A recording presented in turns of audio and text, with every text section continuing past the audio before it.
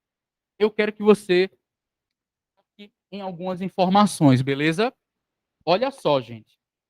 Essa transição da pré-história para a Idade Antiga, é importante que você veja o que é que a humanidade estava fazendo naquele momento, tá? Quando tu vem e pega a fase do Neolítico, que começa mais ou menos ali por volta de 12.000 anos antes de Cristo, tá certo? 12.000 anos antes de Cristo. O que é que você vai ter no Neolítico? Como eu acabei de falar, a agricultura, a chamada Revolução Verde, ou Revolução Agrícola, ou Revolução Neolítica, tanto faz, é quando os seres humanos aprendem a plantar e a domesticar os animaizinhos. Através da observação, dizem alguns arqueólogos que talvez tenham sido as mulheres que tenham descoberto isso aí. As evidências são, por exemplo, a questão das diferenças de tarefas e atividades nas comunidades mais primitivas, tá ligado? Então, muito provavelmente foram as mulheres que perceberam que nos locais onde eles depositavam lixos orgânicos, ou seja, resto de semente, caroço, tá ligado? Resto de animais. Meses depois, quando aquela comunidade voltava, aquele lugarzinho ali virava plantinhas, pomares, sei lá. Através da observação, os caras sacaram. As sementes se tornam futuras plantas. Deu para entender? E aí eles também perceberam que algumas espécies de animais poderiam ser domesticadas. Cria o cercadinho, feito Minecraft. Cria o cercadinho, bota o boizinho, a vaquinha e começa a criar. Cara, essa revolução agrícola do Neolítico, ela faz com que o ser humano ele passe a depender muito menos da humanidade. Ao invés de esperar a caça aparecer na floresta e você matar, agora você tem fonte de carne dentro daquele seu cercadinho. A galinha, o ganso não, que eu tenho medo de ganso, que ele dá carreira. Mas a vaquinha, o boizinho, a cabrinha, né? Fonte de proteína. Através da água, da irrigação, do gotejamento, etc. E tal, os caras perceberam, né? E fizeram agricultura, domesticaram também as primeiras espécies de plantas. Fonte de alimento também. Ao invés de morar agora na caverna, de tempos em tempos atrás de comida, ao invés de ter uma vida nômade, agora vai ter uma vida sedentária. Uma vida sedentária. Você tá entendendo? Produzindo os próprios alimentos. E aí, gente, sempre tem uma lógica para você seguir na história. Quanto mais o tempo passa e quanto mais recursos a humanidade tem, mais a população aumenta. Professor de história que adora falar de matemática. Mentira, eu não gosto não. Mas, enfim. Função de X, função de... Quanto mais o tempo passa e quanto mais alimentos ou recursos a humanidade, mais a população tende a aumentar. Entendeu? É sempre nessa pegada. Quanto mais a gente tem alimentos e recursos, mais a população passa com o tempo. E a qualidade de vida aumenta, a saúde aumenta, né? A mortalidade infantil diminui e a população daquele lugar se reproduz mais. Então, famílias com 2, 3 filhos passam a ter 4, 5, 6, 7 filhos. Que é um grande desafio, diga-se de passagem, né? Então, isso acontece com essas comunidades. As pequenas comunidades do Paleolítico, no Neolítico, aumentam. Aldeias com 70, 80, 100 pessoas. Na Idade dos Metais, que é a última fase da pré-história, são comunidades de 300, 400, 500 mil pessoas. Ou seja, as aldeias, elas começam a ficar inchadas. Entende? Começam a ficar inchadas. Várias aldeias começam a se juntar por laços de parentesco ou casamento. Até que um belo dia, um monte de aldeia começa a trocar os produtos que sobram nessas aldeias. Eu tenho um carregamento de peles. Eu tenho um carregamento de quê? De armas. Legal. Tem carregamento de arroz, trigo e aveia. Vamos trocar tudo. Troca tudo. Surge o comércio. Surge a troca, né? O escambo. Surge também outras profissões, além de caçador, coletor, pastor e agricultor. Começa a surgir a função de sacerdote, a função de soldado, a função de artesão para fazer a roupa, para fazer o móvel, para fazer a joia. Tu está percebendo que no final da pré-história as comunidades elas ficam maiores e mais complexas? Se no Neolítico tu só tem caçador e coletor, desculpa, se no Paleolítico eu tenho caçador e coletor, no Neolítico eu vou ter caçador, coletor, pastor e agricultor. Na sociedade, no final da Idade Média, desculpa, da pré-história, a gente vai ter um conjunto de profissões. As sociedades elas ficam grandes, complexas, desiguais. Entende? E é aí que nasce as primeiras civilizações. Entendeu? Alguma dúvida? Não?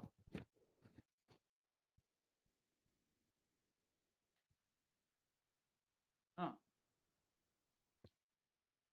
já na Idade dos Metais, entre um e outro, mas mais na Idade dos Metais. Então aqui eu vou ter a agricultura, não é? Eu vou ter a vida nas aldeias, que eu deixo de andar nas cavernas.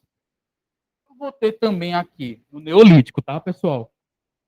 Eu vou ter também, cadê? O sedentarismo. E com o aumento populacional, pessoal, a gente chega, né? E com a descoberta dos metais, a gente vem para a idade dos metais. Que começa mais ou menos ali por volta de 6.000 antes de Cristo. Beleza? Aí começa, né? 6.000 antes de Cristo. Nós teremos aqui a metalurgia, o aumento populacional e teremos também a chamada estratificação social. Tá ligado o que é isso? Alguém aqui já estudou isso em sociologia? Estratificação social. Estratificação social, nós temos um colega ali que já estudou. Gente, é um assunto muito corriqueiro em sociologia, né? Estratificação social é você separar a sociedade de acordo em camadas, em níveis, em classes, entendeu? Em grupos. Por exemplo, na nossa sociedade capitalista, nós temos, né, rico, bilionários, extremamente ricos, né, Neymar, tal, não sei o quê. E para pagar 3 milhões e 600 mil numa foto de um macaco, um desenho de um macaco, né? É porque o bicho é embaçado mesmo. Vocês não viram isso, não? Nem. Ó, aí nós temos os milionários, tal, não sei o quê, classe média alta, classe média baixa, professor de história, entendeu? Essa piada é cada vez mais real. Não, brincadeira, sacanagem. Quem quiser fazer história aí pode fazer. Mas vai chorar igual. Oi? Pode fazer, é super legal, é bom demais. Financeiramente, assim, Brasil, né? Não, brincadeira, é piada, tá? É piada, é piada. Eu gosto muito do que eu faço. Eu gosto bastante. Adoro, adoro. O que eu não gosto é minha carteira vazia. É, então, gente, ó, eu tô muito palhaço hoje. Gente, olha, é, estratificação social é quando você separa em camadas. Tu lembra que na Idade Média, lá na Europa feudal, o feudalismo dizia, a Igreja Católica falava isso, pessoal. Em 1030, o Papa da época falou: Deus separou os homens entre três categorias: aqueles que rezam, aqueles que guerreiam e protegem o povo, e aqueles que trabalham, oratores, belatores e laboratores. Ou melhor dizendo, a galera do clero da igreja, os nobres, senhores feudais, e terceiro, mas não menos importante, os camponeses. Tu lembra que a gente faz aquela piramidezinha social de três camadas? Não é isso? Clero, nobreza, resto do povo. E eu lá embaixo, professor de céu. Certo? Isso. Mas a gente tá na história, pelo menos. Ainda bem. Gente, olha só. Sabe qual é o bom de ser professor de história? É que você pode mentir a qualquer momento. E a galera vai acreditar. Esse é o poder do passado. Mas como ninguém liga para a história, aí vamos continuar aqui a aula. Ó, brincadeira, sacanagem, sacanagem. Né? Eu tô muito pessimista hoje, né? Tô muito niilista. Ó, então, gente, a estratificação social, ela acontece no final da pré-história, tá ligado? Então a gente vai ter uma sociedade tribal que deixa de ser tribal para se tornar uma sociedade complexa, entende? Porque o agricultor, o pastor, né? Quando eu digo pastor, não é o da igreja não, tá? Pelo amor de Deus. É o que cuida do pasto. Gente, essas profissões, elas eram horizontais. Eu não sei se tu sabe, mas nessas comunidades, veja, nas comunidades indígenas, por exemplo, o pajé, que é a liderança espiritual, e o cacique, o morubixaba, ele não é mais especial que o outro. Não é porque o cara é líder de uma comunidade, de uma nação indígena. Isso eu estou falando antes da colonização e durante a colonização, tá? Não é porque o cara é uma liderança indígena que ele, por exemplo, tinha mais comida do que o resto da galera. Não. Isso não acontecia. Em comunidades mais simples, menos complexas, em outros lugares do mundo acontece a mesma coisa. O líder de uma sociedade tribal, ele não ganha mais comida. Sabe quem ganha? Um rei, um imperador, o chefe de uma nação. Esses ganham. Ou seja, uma sociedade horizontal deixa de ser horizontal no final da pré-história e passa a ter camadas. Do mais rico ao mais pobre, do mais privilegiado ao menos privilegiado, do menor para o maior. Entendeu? Deu para entender?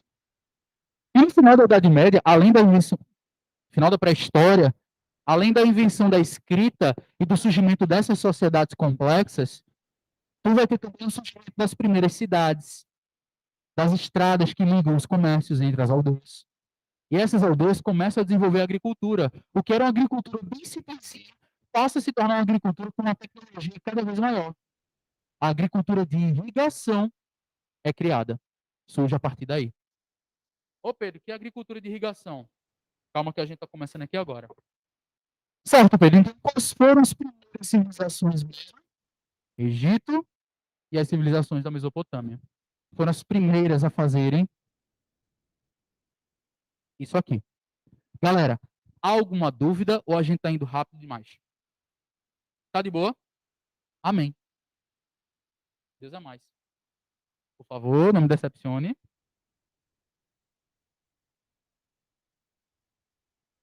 Bom, a antiguidade ou Idade Antiga corresponde ao período entre o surgimento da escrita até a queda do Império Romano, como a gente já viu. Ela é dividida entre a Antiguidade Oriental, Egito, Mesopotâmia, Pérsia, China e etc., e a Antiguidade Ocidental ou Clássica, Grécia e Roma. Os povos da Antiguidade Oriental estavam localizados em uma região denominada de Crescente Fértil, que correspondia ao nordeste da África, e o corredor sírio-palestino e a Mesopotâmia. Que os historiadores, né, que pesquisam essa época, eles diziam que do Egito, passando pela Assíria, pela Mesopotâmia, etc. e tal, fazia uma lua crescente.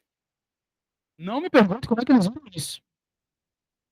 Mas, basicamente, pessoal, aqui está as primeiras civilizações, a região onde as primeiras civilizações surgiram. As primeiras cidades da história da humanidade estão localizadas exatamente aqui, ó. Ur, Uruk, Lagash, Eridu. Eita, Pedro, repete aí que eu tenho que decorar. Não, precisa não. Precisa só foi me mostrar mesmo. Não é que a gente decora, né?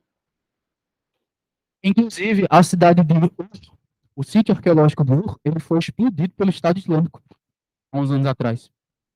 É complicado. Foi? Porque o Estado Islâmico.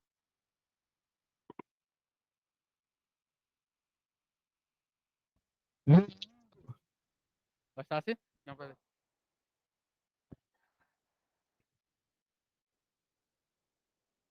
Te dedico, te dedico, te amo. Opa, vamos. Eu venho de Uber, de Recife. Diga. Gente, então, boa pergunta. Por que o Estado Islâmico explodiu algo tão importante para a história da humanidade? É a cultura árabe, a cultura, tudo aquilo que não for muçulmano ser sumariamente destruído. Então, para um cara egípcio do Estado Islâmico, ele explodiria as pirâmides. Louco, né? E só a cultura muçulmana é que pode prevalecer. Você sabe que é um negócio extremamente estranho, né? Para falar outra coisa. Pessoal, então assim, quando a gente fala desse crescente fértil, a gente está falando ali do Oriente Médio. Norte da África, Oriente Médio, né? Tals, perto da Península Arábica também. Beleza? Alguma dúvida em relação a isso? De boa. Lógico que é uma região muito desértica, né? Uma região muito quente, até os dias de hoje, tá? A geografia, ela é muito quente e seca, porém, a existência desses rios, o Rio Nilo, no Egito, o Tigre e o Eufrates, na Mesopotâmia, o Rio Jordão, na Palestina, né? Ali em Israel, você vê que a existência desses rios garante a vida, porque água é fonte de agricultura, é fonte de trabalho, é fonte de riqueza e sobrevivência. Não sei se tu já ouviu falar, mas tem no livro de todo livro de história tem. Quando Aristóteles visitou o Egito, Aristóteles não, desculpa, Heródoto. Quando o historiador Heródoto visitou o Egito, ele falou: brother, se não tivesse Rio Nilo aqui, não existia Egito. O Egito é um presente, é uma dádiva do Rio Nilo. Sem o Nilo, não tem Egito. Sem o Nilo, não tem agricultura, não tem vida, não tem trabalho. Beleza? Alguma dúvida? De boinha, né? Gente, olha só. Essas regiões, essas civilizações aqui, ó, da antiguidade oriental, praticamente todas elas eram guiadas por algo que na sociologia a gente se acostumou a chamar, e na geografia também, de modo de produção asiático. O modo de produção asiático, ele é um conjunto de características que essas civilizações orientais, elas praticavam. Egito, Mesopotâmia, Pérsia, quase todas elas. Beleza? Beleza, Pedro, tranquilo. Né? Corresponde a um conjunto de características que definiam as estruturas das sociedades da Antiguidade Oriental. Entendi, Pedro. Quais são essas características? Quais são esses elementos? O que é que o modo de produção asiático fala? Então, primeiro ponto, a economia. A economia, ela é baseada na agricultura de irrigação, beleza? Essa agricultura de irrigação é a base do trabalho. A base do trabalho. A base do trabalho não é o comércio, não é a fabricação de roupa, não é vender Jequiti, Mary Kay, não. A base do trabalho aqui, embora os egípcios tenham sido ótimos vendedores de cosméticos, mas a base do trabalho é a cultura de irrigação. Perfeito? Alguma dúvida? 2. A política. A teocracia é o principal dos regimes. Beleza? Pedro, o que é teocracia mesmo que eu já esqueci? Teocracia significa governo de Deus, ou governo sagrado. Todas essas civilizações, elas eram dominadas ou por imperadores, ou por sacerdotes, ou por reis, que diziam eles ser guiados pelos deuses, ou eles mesmos serem deuses. Por exemplo, oi? O faraó, ele era interpretado como a encarnação do deus Horus.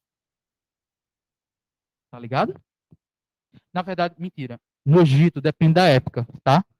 Início da época das pirâmides, eles eram encarados como representantes do deus, desculpa, como Horus encarnado. Em algumas fases da história do Egito, eles eram interpretados como realmente deuses únicos. E em outras fases, na fase mais perto da crise, os egípcios tratavam os faraós como representantes dos deuses. Deu para entender? É que depende. Nossa, Pedro, que diferença. Então, eu tenho que decorar essas diferenças? Tem não. Tu tem que entender o que é teocracia. Se eu sou respeitado porque eu sou sagrado, teocracia. Poxa, Pedro, peraí. Então quer dizer que a base da política é a religião para ser teocracia. Isso. Mas, ô Pedro, e na Idade Média, que a Igreja Católica fazia parceria com os reis? Teocracia, né? Não. Teocracia não. Porque aí é um sistema de aliança. Entendeu? Quer dizer que Deus te escolheu para ser rainha. É diferente de dizer que você é uma deusa. Como Deus. Qualquer um dos dois estava ótimo, porque você não teria a vida de um professor, de uma pessoa pobre. Entendeu? Gente, tô te assustando. Muito bem, muito bem. Gente, ó, vê só. Então, teocracia é exatamente o sistema político que governa. Até porque, gente, alguns historiadores eles dizem, cara, para que o Egito pudesse fazer as pirâmides, a agricultura de irrigação, para que o Egito pudesse ser o Egito, precisava de muito trabalhador. E só tinha uma coisa que ia ser a liga desse povo todo: a religião. A religião foi o discurso utilizado para que o governo se tornasse forte, centralizado e botasse milhares de pessoas para trabalhar. Tu pensa que os camponeses, quando deixavam as aldeias para construir as pirâmides junto com os escravos, quando juntava escravos e camponeses, o povo livre e o povo escravo, tu acha que a galera estava lá forçada, era? Os escravos estavam forçados, mas a população livre não. A população livre sabia que estava trabalhando em prol da glória dos deuses. Trabalhar para o faraó é uma honra. Deu para entender o que é a teocracia? Deu para entender? A teocracia é quando o poder político ele está sustentado na religião. Oi? Aí a gente lembra, por exemplo, teocracia me faz lembrar de teocentrismo, né? No Egito, por exemplo, é uma religião, é uma sociedade teocentrista, teocêntrica, melhor dizendo, porque tudo é baseado na religião. A medicina, religião. No Egito, os deuses, a religião está no centro de tudo. A gente não costuma dizer que na Idade Média a Igreja Católica, né, tinha feito o teocentrismo? É. Mas em qualquer lugar do mundo o teocentrismo pode surgir. É só a religião dominar toda a visão do mundo. Entendeu? Sociedade. A sociedade, ela é estamental. Quem está embaixo fica, quem tá em cima não desce. Quem está embaixo não sobe, quem está em cima não desce. A sociedade é dividida baseada pelo seu nascimento e pelo seu status social. Beleza? Filho de camponês, camponês será. A mobilidade social é muito pequena. Muito pequena. Trabalho. Gente, presta atenção para tu não errar, beleza? Nessa sociedade acontecia a servidão coletiva, além do escravismo, tá bom? O Egito era escravista, Pedro? Com certeza. Era escravista. Só que a mão de obra também era baseada na servidão coletiva. E o que é a servidão coletiva, Pedro? É o seguinte: o faraó, ele não é o rei, né? A gente não aprende que o faraó não é o rei. A gente não aprende que o faraó é o rei e o Deus que está aqui na terra para comandar o Egito. Então eu posso dizer que as terras do Egito pertencem a esse rei Deus. Concorda comigo? Então, a terra, a montanha, o rio, tudo é do faraó. Tudo dentro do Egito é do faraó. É para esta divindade. Então, se eu estou na terra, eu estou na terra do faraó. Se eu construir a cabaninha, eu estou na terra do faraó. Portanto, o faraó, ele pode cobrar de mim impostos, serviços e tudo mais que eu puder oferecer. Porque tudo isso aqui, faraó, tudo isso aqui é do governo. Portanto, a agricultura que eu faço é do governo. A água do Rio Nilo é do governo. Oi?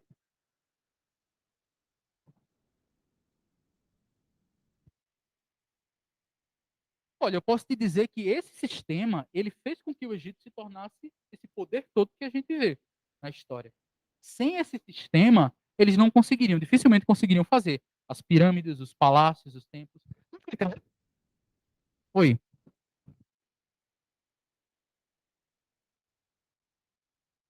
É tipo isso, tá ligado? Lembra, quando a gente fala de Egito, a gente lembra muito da Idade Média, né? Porque tem alguns paralelos aí. Não é a mesma coisa, tá? Não é a mesma coisa, mas tem esses paralelos, né?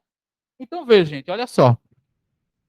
A população livre estava presa ao trabalho na terra, que pertencia ao Estado, pertencia ao governo, e deveria pagar pesados impostos e também trabalhar na construção de obras públicas, pirâmides, canais. Ou seja, pessoal, quando chegava certa época do ano, que você tem que esperar a planta crescer, né, para vir a colheita. Tu pensa que os aldeões paravam, né? Os camponeses paravam de trabalhar? Não. Eles deixavam as aldeias, e eles vinham para trabalhar para o governo.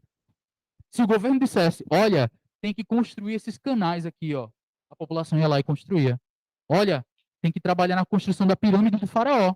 Eles iam lá e construíam. Ou seja, isso é servidão coletiva, porque a população livre não é tão livre, ela está presa, né? Então a população livre, ela serve coletivamente ao governo, ao Estado. É a mesma coisa de tipo nas minhas férias, eu não tirar férias e ter que trabalhar para o governo. Já pensou? É tipo isso, sacou? Bom, e a cultura, eu acho que eu não preciso nem dizer, né? Praticamente todas essas civilizações, elas eram politeístas, acreditavam, tá certo, em vários deuses, várias divindades.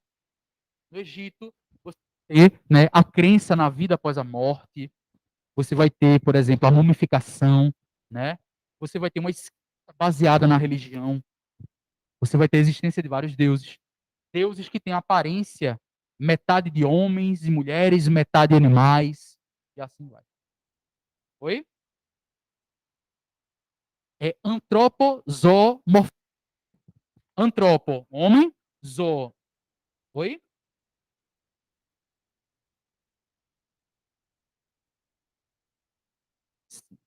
Vamos falar sobre eles também, né? O Amenófis IV. Amenófis IV que ele tentou, né, implementar o culto de uma religião, de um deus só, o Atom. Oi? Ele morreu, velhice. Não, ninguém matou não. E assim que ele morreu, o genro dele, o Tutankhamon, que tá super focado por causa da maldição da múmia dele, né? O Tutankhamon, em vida, ele governou bem jovem, né? E bem pouco tempo. Ele morre com 19 anos, se eu não me engano. Em pouco. O quê? Não tá escrito nada. É que, tipo, os arqueólogos que desenterraram ele, escavaram lá, eles morreram. Aí virou a maldição do Tutankhamon. Mas o Tutankhamon, ele.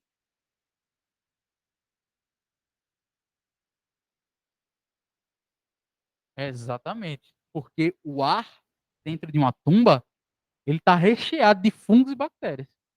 Porque é aquela coisa putrefata, né? Gente, são 4.000 anos de idade, tá ligado? Então aquilo ali é tóxico. Caramba, hoje já se tem um entendimento, né? Por exemplo, o arqueólogo tem que usar máscara, especial para não se contaminar, né? Tem todo o seu charme. Oi, tá bem? Tá certo. Beleza, beleza. Tranquilo.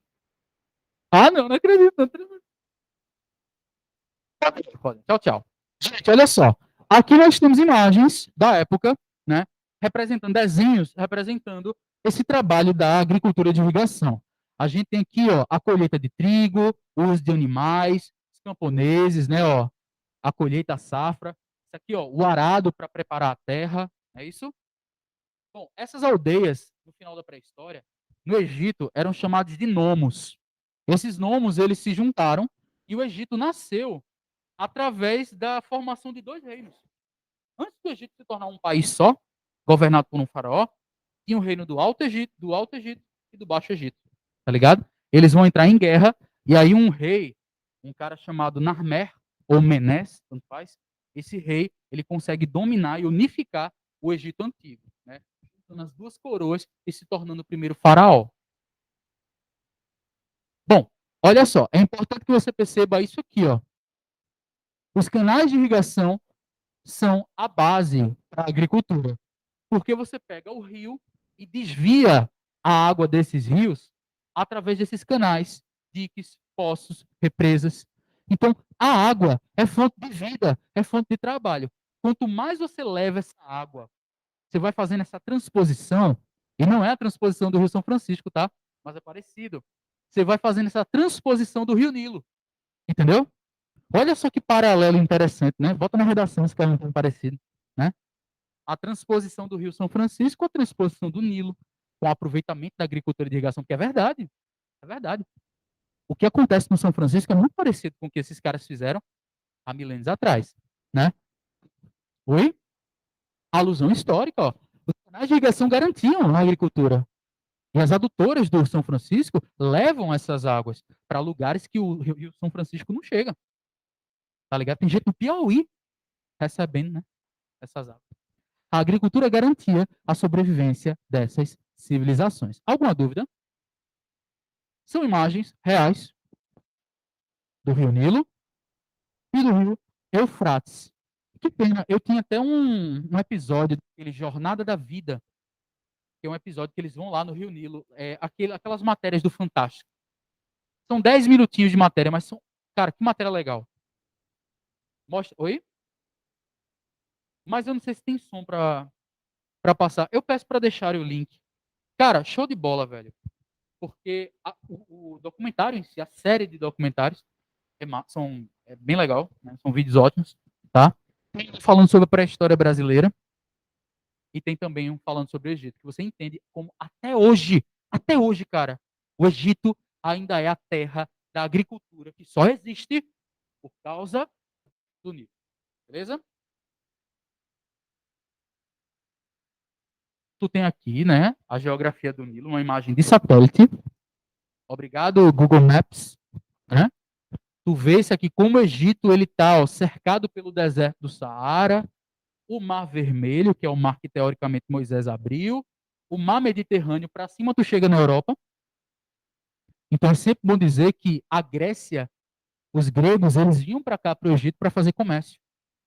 Existia uma parceria comercial muito massa entre gregos, egípcios e os fenícios, que são os camelôs da antiguidade.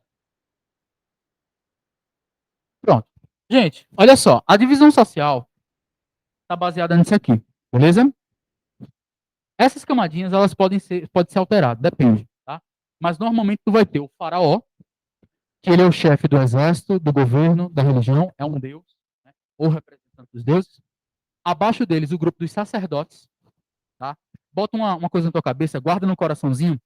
Os sacerdotes, os templos, eles não eram só locais de reza, mas os templos, eles tinham terras também. Você poderia ser uma camponesa, ou eu poderia ser um escravo, tanto de uma aldeia, quanto eu também poderia ser de um templo. Curioso, né? Curioso, mas você poderia ser. Ou seja, o templo, ele também gera riqueza. Por isso que os sacerdotes, eles eram tão poderosos. Porque eles dominam a religião, a visão de mundo, a cultura, mas eles também são ricos. Beleza? Abaixo dos sacerdotes, nós temos os nobres. A família do faraó, a família dos sacerdotes e os chefes das aldeias. Os chefes das aldeias, eles eram nobres também. Eles eram diferentes do resto da população. Depois tu vai ter os funcionários do governo, os escribas e os soldados. Soldado não precisa dizer para que serve não, né? Graças a Deus. Gente, os escribas, não se engane, a função dos escribas não era apenas ler e escrever. Os escribas, eles eram funcionários do governo. Eles tinham que passar correspondência, bem, mas eles contabilizavam quem pagou os impostos, quem não pagou os impostos, escrever tais coisas, e assim sucessivamente. Os escribas não só são garotos de recado, mas eles fazem parte da burocracia do Egito, beleza? Ou tu acha que para controlar milhares e milhares de pessoas, não tem que ter um corpo de funcionários importante? Eu acho muito engraçado dizer assim, no Brasil gastam demais com serviço público, não sei o quê. Cara, eu não vou entrar em polêmica hoje também não, tá?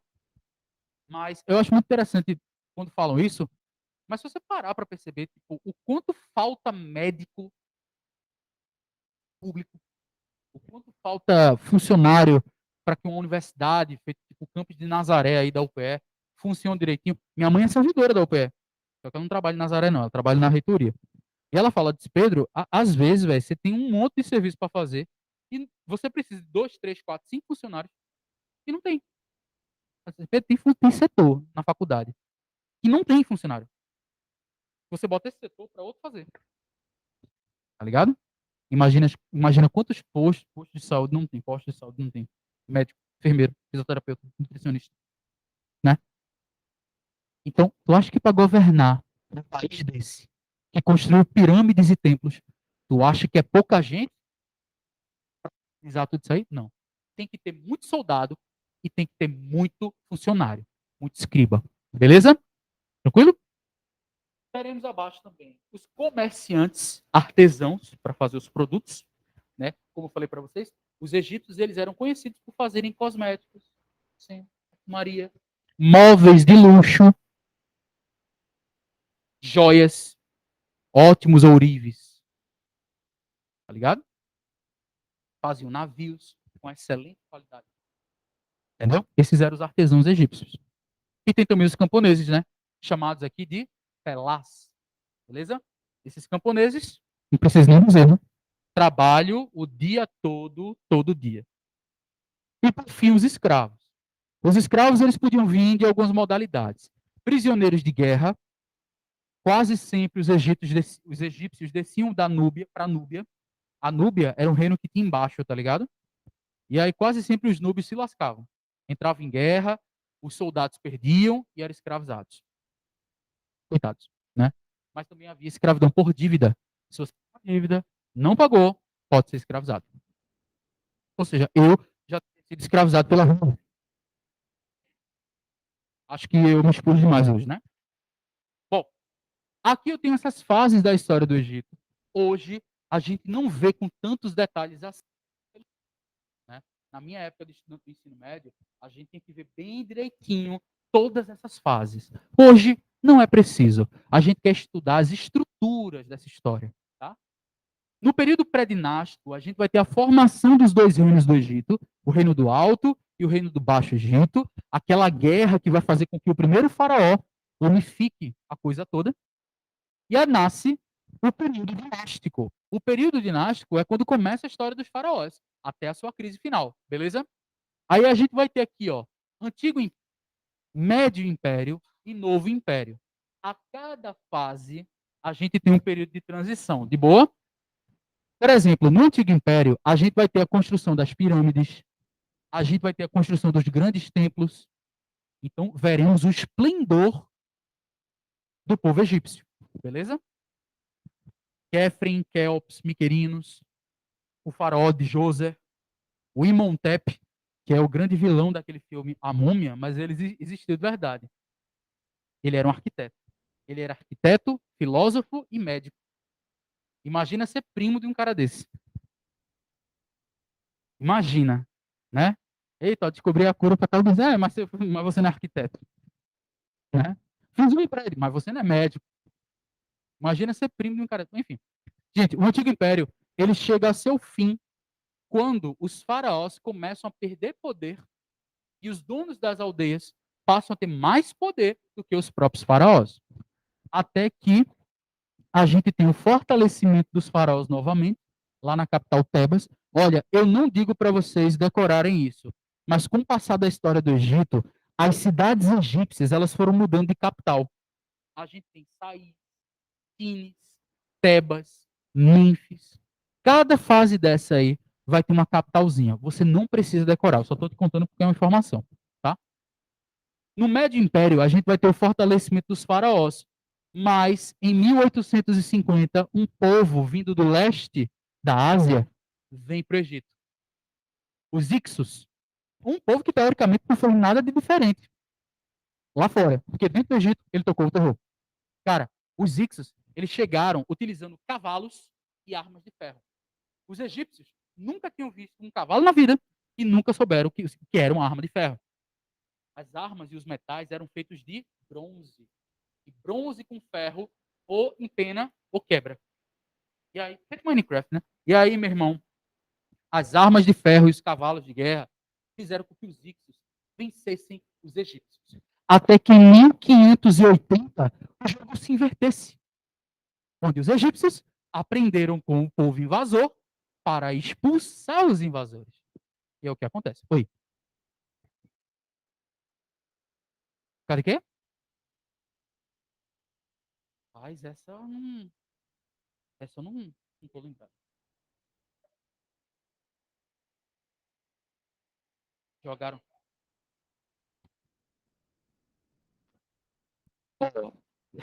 Não sei,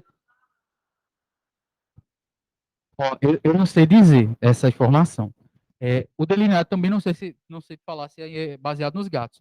O que eu sei dizer é que o delineado que eles passavam, tanto homens quanto as mulheres, do sol, que aquela pastazinha, aquela pomadinha que eles passavam preta, era para você não machucar os seus olhos. Aquilo ali servia como um protetor solar. Hum,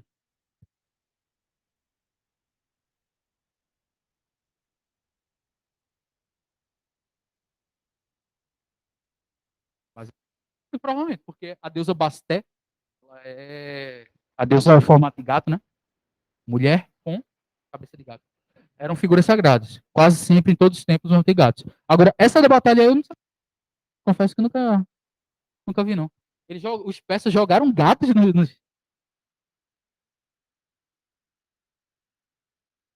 Hum, Quero saber, vou procurar. Vou procurar saber. É curioso. Velho, lembre-se que são povos, são civilizações supersticiosas e o jeito que a gente pensa hoje é diferente do jeito que se pensava milhares de anos atrás, né? Ó, um fato interessante nessa briga entre Ixos e egípcios é que, pô, você aprendeu com seu inimigo a tecnologia dele e centenas de anos depois você consegue expulsá-los, porque você usa dessa tecnologia bélica. Interessante, né? Você aprende com o invasor para poder expulsá-lo. E outra coisa, não é exclusividade dos egípcios, não. Vários povos ao longo da história fizeram essa parada. Bom, gente, ó, no novo império, você vai ter uma fase de esplendor, crise, ressurgimento, crise final.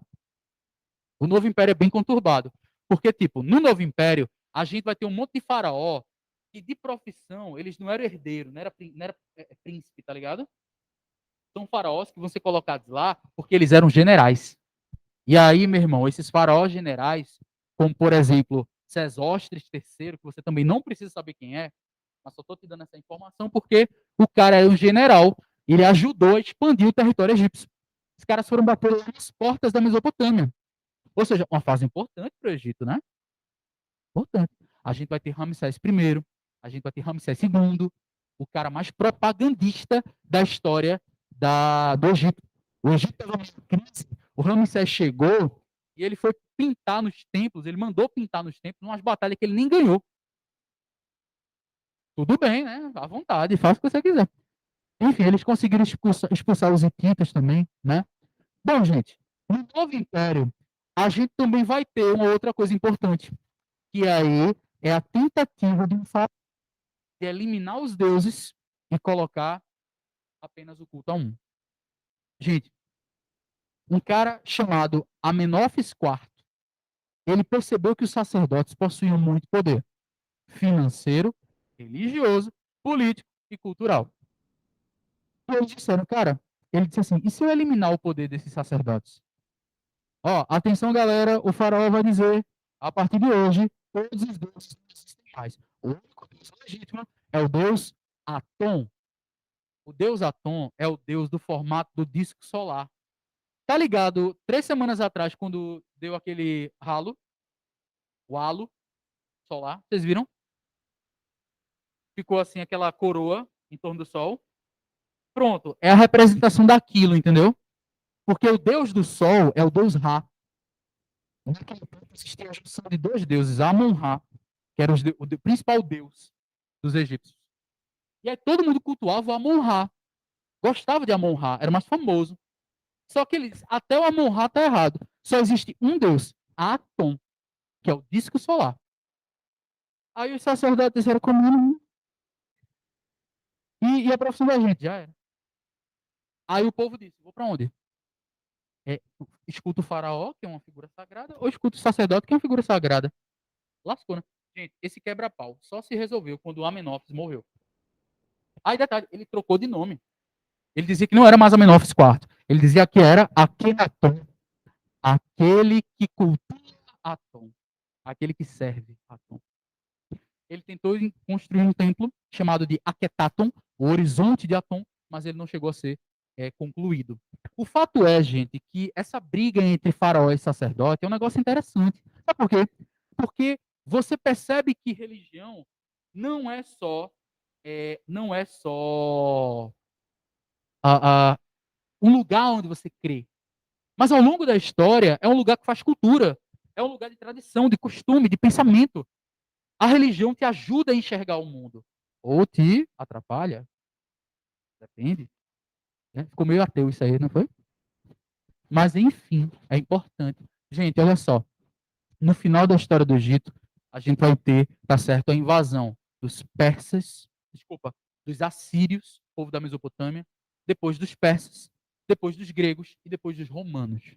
Então é sempre no finalzinho do Império que vai ter reconstrução e queda, entendeu? Basicamente isso. Tá bom?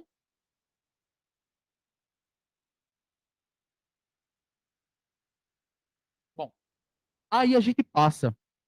A nossa aula vai até 5 e. Beleza, massa. A história da Mesopotâmia, terra entre rios, é a disputa de uma região por parte de vários povos, com costumes, leis, crenças e estilos diferentes, mas que compartilharam saberes ao longo do tempo. Bota na sua cabeça, quando eu falo do Egito, um povo só, suas invasões. Quando eu falo da Mesopotâmia, estou falando da região, com 5 povos que dominaram cada um na sua vez, mas vários outros existiam por ali.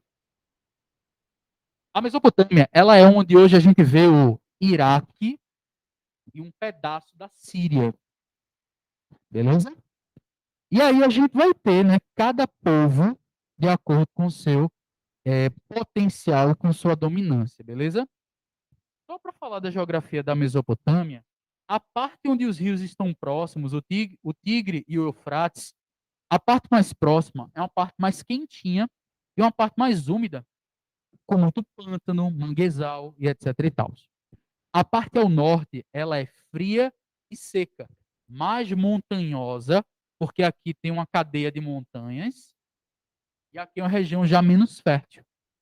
Inclusive, gente, aqui na Mesopotâmia, o rio, os rios, eles podiam destruir a colheita, porque às vezes eles se alargavam demais. A cheia do Tigre e a cheia do Eufrates eram cheias violentas, entendeu? As cheias do eram bem melhores. Elas eram suaves. O rio Nilo era mais amigo dos egípcios. Oi? Tá bom, beleza. Mas a aula está sendo gravada. Qualquer coisa você pega lá. Beleza? Gente, olha só. Quando a gente fala a gente tem aqui, ó, a predominância do primeiro povo, que foi a base de tudo, os sumérios. Depois, a gente vai ter os acadianos. Terceiro, os babilônicos, tá certo? Chamados também amoritas. Por que babilônicos, Pedro? Porque eles construíram a Babilônia? Sim, exatamente. Depois a gente vai ter os assírios e, por fim, os neo-babilônicos, os novos babilônicos, que eram os caldeus, que até aparecem na Bíblia. Né? Para quem leu o Antigo Testamento, vai se lembrar de alguns povinhos ali, beleza? Cada povo desse vai ter sua importância. Cada povinho desse vai ter sua contribuição, tá certo? Os sumérios criam as primeiras cidades, beleza? O governo era teocrático. Cada cidade suméria era governada por um sacerdote. Eles não tinham um rei. Cada cidade na sua. Cada cidade estado. Cada cidade independente uma da outra, beleza? E elas até brigavam entre si. A gente tem a escrita cuneiforme, que é diferente da escrita egípcia. Por exemplo, no Egito eu tenho 3 formas de escrita. Na Mesopotâmia eu tenho uma só, que é a escrita cuneiforme. Enquanto no Egito se escrevia em papiro, na Mesopotâmia se escrevia em tijolinhos de barro. E com a cunha, com a pontinha de triângulo, você vai fazendo os símbolos. Deu para entender? Vou falar mais sobre isso. Os acadianos, gente, é um povo bem rápido, tá? Eles vêm, conquistam e tal. A importância dos acadianos é que eles unificam o norte e o sul, na Mesopotâmia. Os amoritas, o primeiro império babilônico, não tem só a construção da cidade da Babilônia. A cidade da Babilônia é super importante, tá? Super importante. Só que os amoritas, eles têm uma contribuição massa. Porque o rei dos amoritas, um dos reis, um cara chamado Hammurabi, ele pensou, ele tem uma sacada genial. Ele disse: espera aí, velho, eu domino uma região que tem muitos povos que nem a minha língua falam. Como é que esses caras vão saber as leis do meu povo? Não dá para ser. Hammurabi, então, ele manda escrever todas as leis do seu povo e espalhar em pedras para que todo mundo pudesse ver, para que todos os outros povos que ele domina soubessem a lei daquele cara. É aí que nasce o Código de Hammurabi. O Código de Hammurabi, ele mostra uma porrada de coisa. Tem lei de comércio, lei de casamento, lei de divórcio, lei de criminalidade, código penal, tá ligado? E dentro do Código Penal tem uma lei bem famosa, a Lei de Talião. Olho por olho, dente por dente. O que é uma grande mentira, tá? Porque se eu, nobre, dou uma tapa em você, nada acontece. Mas se você, escravo, dá uma tapa em mim, nobre, você é morto. É. Olho por olho, 50 dentro da tua boca. Entendeu? Tipo isso. A lei nunca quebra por rico, né? Mas enfim, gente, olha só. Aí depois a gente vai ter os assírios. Os assírios, cara, era um povo pequenininho, um povo pastor, que passou anos levando porrada nas portas da Mesopotâmia, até que eles sobem as montanhas e descem quando eles descobrem as armas de ferro. Os assírios, eles representam o primeiro povo a criar um exército permanente. E, brother, os assírios não vão para brincadeira, não. Eles são considerados o povo mais terrível da antiguidade. Eles não mandavam mensageiros dizendo: ó, meu exército está chegando, quer se render? Paga. Era chegar já destruindo. Esse é o jeito assírio. Tá? Esse é o jeito assírio. Mata e pergunta depois. Mas é curioso, curioso, curioso. É que na capital do Império Assírio, Nínive, os reis, eles mandaram construir uma biblioteca, a biblioteca de Nínive, que era tipo um lugar onde se guardava os tijolinhos de barro da escrita cuneiforme. Por exemplo, já ouviu falar na Epopeia de Gilgamesh? A Epopeia de Gilgamesh é um dos primeiros livros da história da humanidade. É uma história contando vários contos, na verdade, de Gilgamesh, que era um semideus, né? Filho de humano, um deus, né? Super forte, rei, e que ele tem várias aventuras. Inclusive, ele passa por um dilúvio em que a galera lá é obrigada a fazer um navio bem grande, botar os animais dentro. Acho que já ouvi essa história. Ops, a Bíblia. A Bíblia sempre leu. Mas enfim, ó. A Gilgamesh, por exemplo, ela foi encontrada na biblioteca de Nínive. Eles são tipo meio violentos, meio fofos, sabe? Tipo isso. Bom, e outra coisa, os assírios foram para fora da Mesopotâmia. Os caras conquistaram tanto ao norte quanto ao sul, quanto também no Egito. Tá? Mas os assírios vão ser derrotados. Vão ser derrotados, tá certo? Por uma coligação de revoltosos. Pelos caldeus e pelos medos, que moravam na Pérsia. Os caldeus derrotam os assírios e ficam no lugar dele. A Babilônia é reconstruída, tá certo? Aqui a gente vai ter o cativeiro da Babilônia, como a gente vê no Antigo Testamento, né? O cativeiro da Babilônia é quando Nabucodonosor ele invade Jerusalém e ele prende, né, o povo judeu e leva, durante 40 anos, ele leva para a cidade da Babilônia, né? E foi uma época terrível para os judeus, não é isso? Só que aí os caldeus, eles são derrotados pelos persas. E aí, meu velho, toda a Mesopotâmia cai diante de Ciro I, o imperador da Pérsia, que domina a Mesopotâmia. Depois o filho dele, Cambises, domina o Egito. E tudo que é oriental praticamente é tomado pelos persas.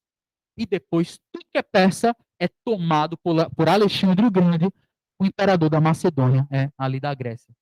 Tá ligado? E depois tudo que é grego é dominado pelos romanos e acabou.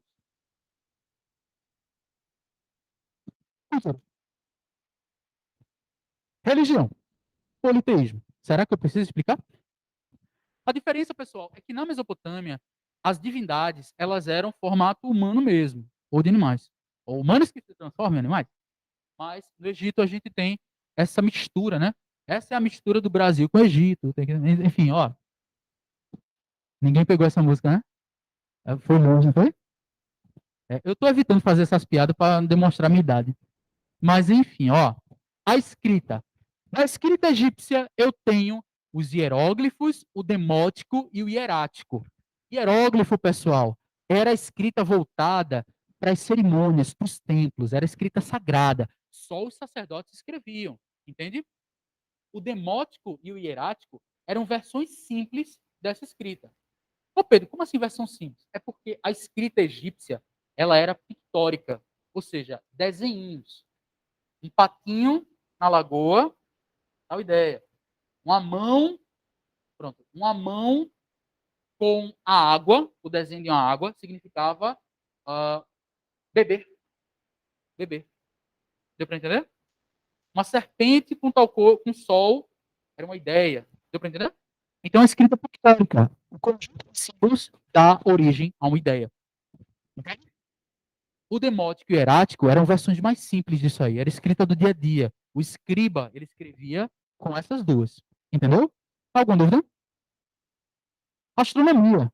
Enquanto a Mesopotâmia utilizava um calendário lunar, aqui se utilizava um calendário solar, com 363 dias. Os egípcios tinham um calendário que era muito parecido com o nosso, cara. Só erravam por 2 dias.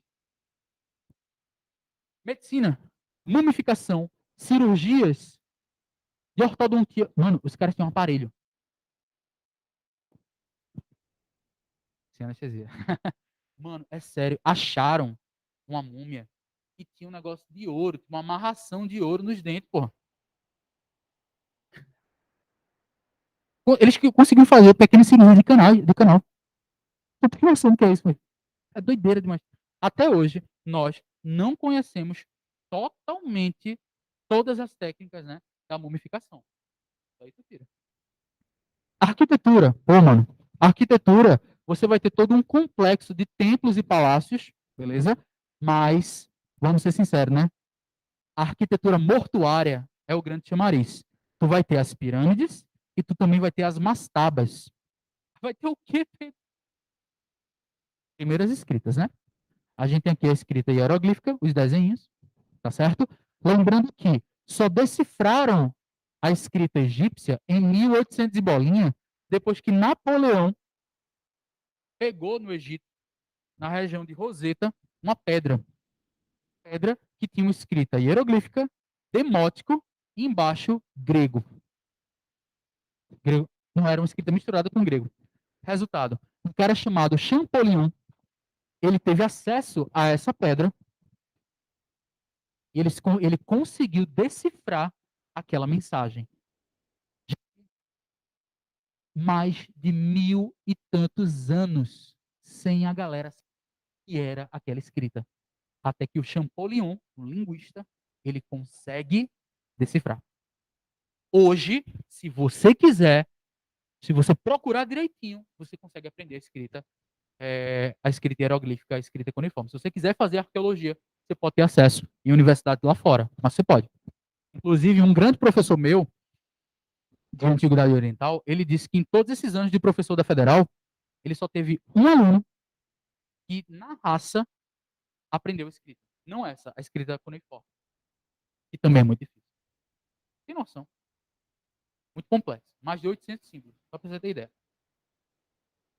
Aqui a gente tem os aspectos sagrados do a crença na vida após a morte. Já ouviram falar no Tribunal de Osíris? Já, né? Quando você morre, a sua alma vai ser conduzida para esse tribunal. Teu coração vai ser colocado numa balança e no outro lado da balança vai ter uma pena. Se o teu coração for puro, ele vai ser mais leve do que uma pena. E aí você vai poder desfrutar do paraíso. Paraíso, tá? Olha aí, né? É super importante, pessoal, que as figuras das aldeias, sacerdotes, faraós, outras figuras das elites, recheassem as suas tumbas com feitos, passagens, filosofias ou grandes em vida. Quer dizer, o faraó não precisava fazer muito isso, não. Mas um príncipe, um sacerdote precisava mostrar nessa sala aqui, através das pinturas, tudo que de melhor você realizou. Pronto. Aqui a gente tem as pirâmides, como um complexo mortuário, né? Os alunos do sexto ano sempre me perguntavam: ô professor, como é que dá para viver aqui dentro? Como é que os faraós viviam dentro da pirâmide? Eu dizia: não viviam, morriam. Eles morriam, professor, não entendi. A gente mora, o colégio, né? Era perto é perto do Morada da Paz, cemitério lá em. Eles falaram: tá vendo aquilo ali? Alguém vive lá? Não, só morre. Pronto, é ali. Pronto, é uma pirâmide. Tá? E a mastaba, pessoal, é tipo uma pirâmide sem ponta. A mastaba, ela é uma construção para uma galera inferior. Ou inferior não, né, pelo amor de Deus. Inferior ao faraó, entendeu? Mas é uma galera da elite, é um jazigo da elite. Só que lógico que, com o passar do tempo, o Vale dos Reis se tornou o centro de enterrar a galera, porque a pirâmide era muito cara de construir e já nas fases finais do Egito, os faraós eles eram enterrados no Vale dos Reis, em grutas. Pronto, na cultura mesopotâmia, a gente vai ter o politeísmo, a escrita cuneiforme, na literatura a epopeia de Gilgamesh, que eu já expliquei para vocês, e na arquitetura, pessoal, o contrário, tá? Enquanto os egípcios fazem um complexo mortuário, os zigurates, eles representam o centro da cidade, tá? Centro da cidade. Para a gente terminar aqui, beleza? Ó, temos aqui uma foto da escrita cuneiforme.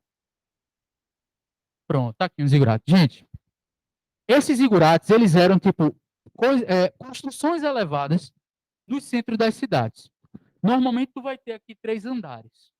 O primeiro andar tu vai ter o comércio, o segundo andar tu vai ter o centro da burocracia dos soldados, etc. e tal. E em cima tu vai ter o observatório astronômico e os templos. Beleza? Ou seja, a parte sagrada, a parte da ciência ficava no topo. Eles também. Oi? Não usavam. Não usavam. Não tinha acesso a telescópio. Só foi inventado bem depois pelo Galileu. Diga aí. O estudo dos céus é olho nu, tá ligado? Gente, aqui a gente tem também os jardins suspensos da Babilônia, que era considerado uma das maravilhas do mundo antigo e que provavelmente também era um zigurate. É que diziam que quando você se aproximava da Mesopotâmia, desculpa, quando você se aproximava da Babilônia, tá certo? Você via, você via os jardins, tipo, como se estivessem flutuando, tá ligado? Por causa da refração da luz e tal. É um negócio maluco. Oi? Não, não existe mais, não existe mais. E aí, gente, para finalizar, tá certo? Eles também construíam esculturas em alto relevo, marcar caçadas de deuses ou caçadas de reis, imperadores, etc. Ô, Pedro, tu não falou aí dos reis da Mesopotâmia. Eles eram imperadores, eles eram reis, eles eram o quê? Faraó, Deus. Então, eles eram reis e imperadores, mas que eram sempre guiados pelos deuses, tá? Lembre-se disso. Gente, próxima aula, a gente resolve isso aqui antes de começar, tá certo? A Grécia Antiga. E eu vou falar também sobre peças e hebreus e fenícios, tá? Não se preocupe. Gente, muito obrigado pela atenção de vocês. Descansem e a gente se vê na próxima segunda, beleza? Valeu!